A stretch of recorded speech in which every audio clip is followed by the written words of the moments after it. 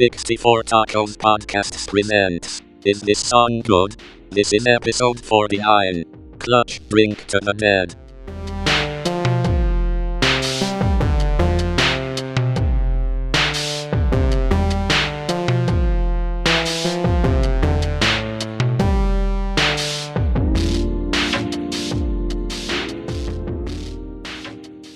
All right, we're back with another episode of Is This Song Good? We're doing deep cuts. The deep cut today is off of a Clutch album, Pure Rock Fury. The song is Drink to the Dead. I don't know that any. I would guess that Careful with That Mike Eugene was probably released as a single. I didn't. Yes, it was. In a brief perusal, I didn't really note, but yeah. There was also Immortal and Pure Rock Fury. Those were the three singles. Okay. Oh. And this is not my favorite Clutch album. It's solid. There's some good songs on it. I feel like it's a little hit or miss. Mm-hmm. But I've always liked Drink to the Dead. It's just like a sort of like big, wide open. And to me, it sounds like a Zeppelin song. And it's perhaps,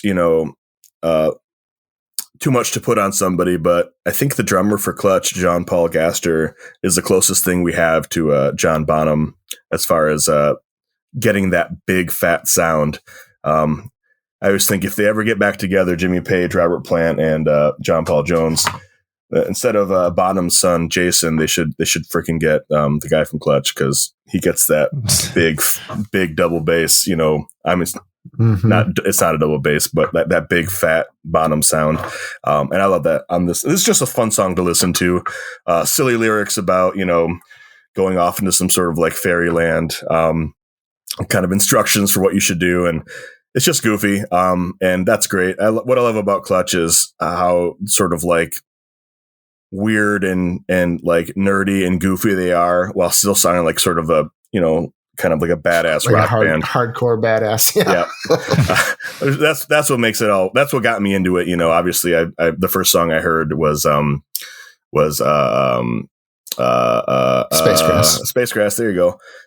It was Spacegrass, and it just cracked me up. Jesus on the Dashboard. Sorry. The actual title. And it cracked me up. And it made me sort of like more intrigued, and that's what got me into Clutch. This isn't that hard to get into. I don't think it's just a fun, big fat song. I don't know. I really like this song. I always like listening to it. No, Clutch is great. They're not my favorite band in the world, but I always enjoy when they're on.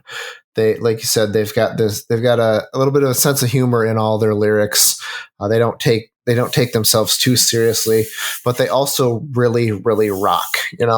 They've got that hard rock, tough guy exterior to them, but you definitely know they're winking at you the whole time, with their lyrics. We're just a bunch of goofy guys having a fun time.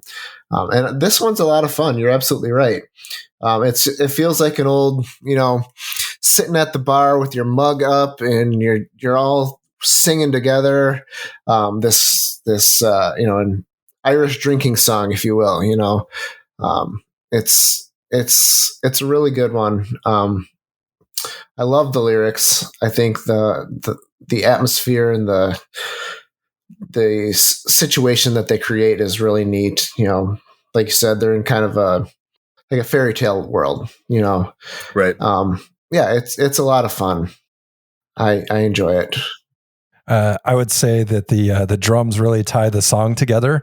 I love the sound of like you were saying, and I didn't really make that connection with the Led Zeppelin, but now that you're saying that, I totally hear that.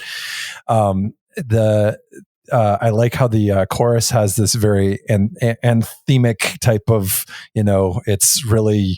it's like you're in a bar and everybody's singing it all together kind of type thing. Almost like the Tub Thumper, Chumbawamba Tub Thumper. It's got it kind of, it feels a tiny, a little bit like that. It's not Europop, right? That's for sure. But it has that feeling of, it's just vibe, just a bunch of people having fun together.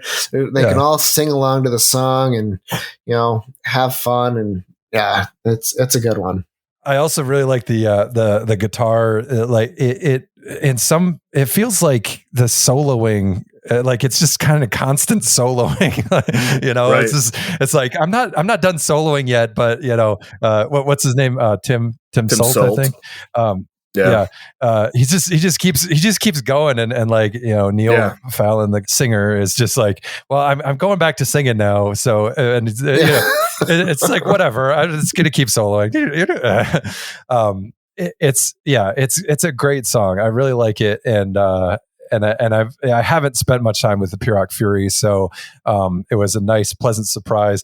I was a little bit surprised that you didn't pick something from like Blast Tyrant or Robot Hive Exodus, and I was wondering if you could kind of talk a little bit about that, what your reasoning was. So, why did you go with this one over something from those? Well, this one is this Pyrrhic Fury album is the second Clutch album I got after the self-titled one, the one with Space Grass.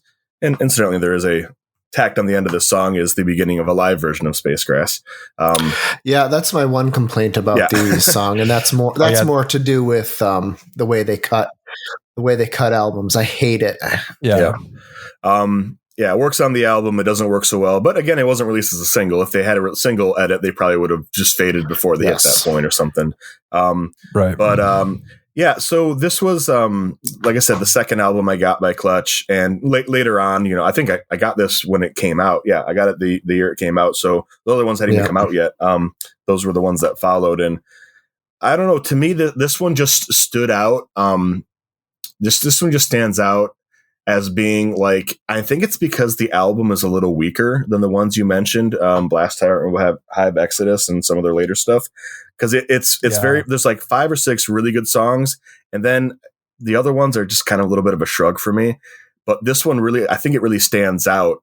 And also, it doesn't sound, to me, it's maybe like the first harbinger for how Clutch was gonna sound 15 years from then.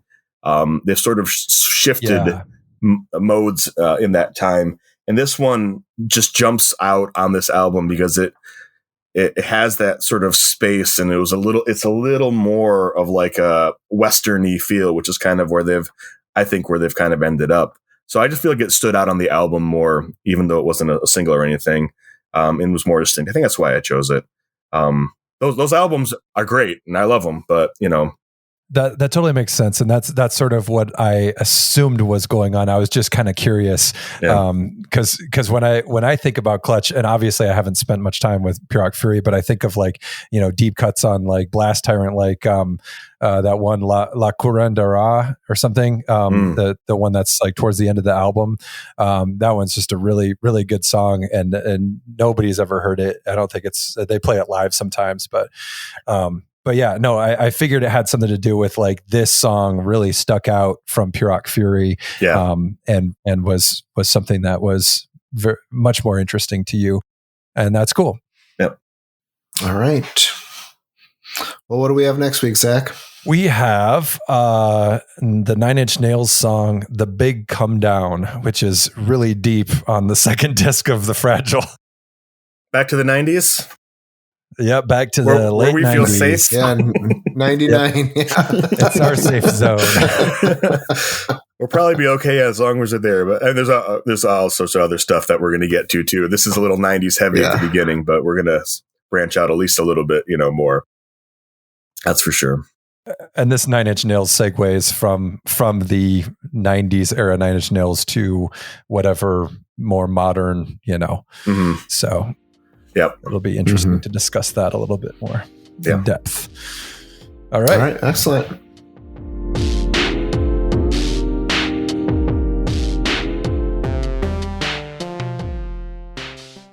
I caught it on audio